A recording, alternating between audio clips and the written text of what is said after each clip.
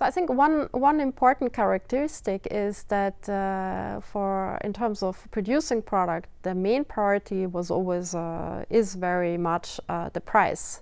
But we see another element entering to it is the speed going to market. Today, the request also and development of fast fashion and following the trends requires a much shorter go-to-market.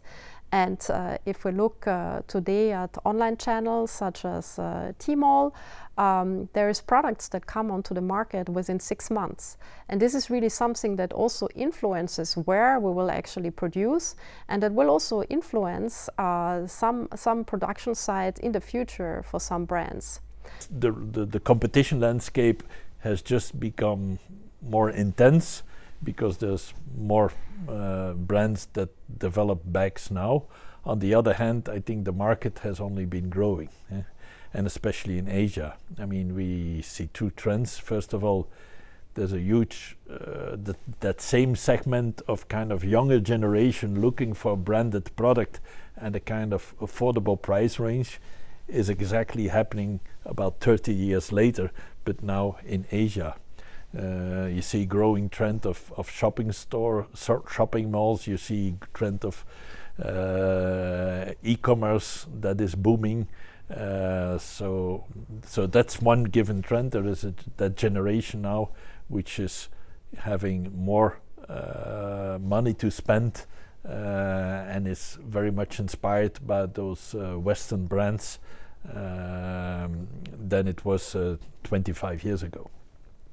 Second thing is obviously, I mean, as I already said, the route to market. I mean, there's vast department stores, shopping malls, e-commerce that are available for them.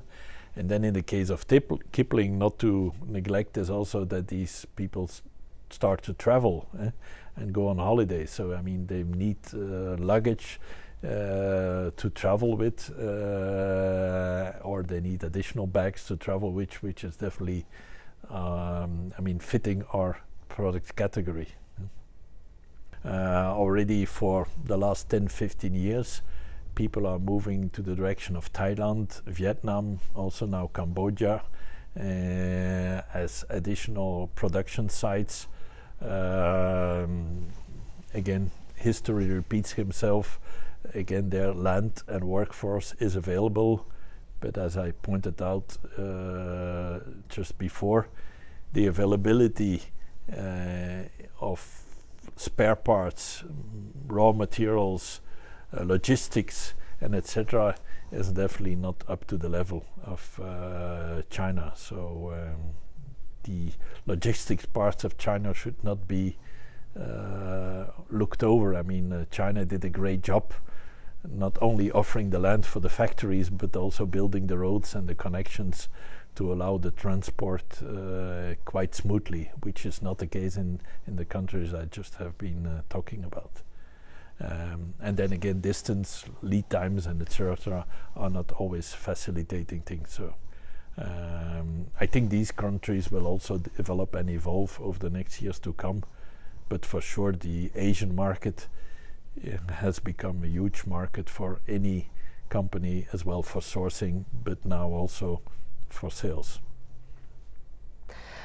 Another part which is extremely important, which is also very much consumer driven, and also the ethical behavior that brands need to have in terms of ethical responsibility and sustainability, is really choose partners that can answer these responsibilities. So VF has a very close look on ethical responsibility.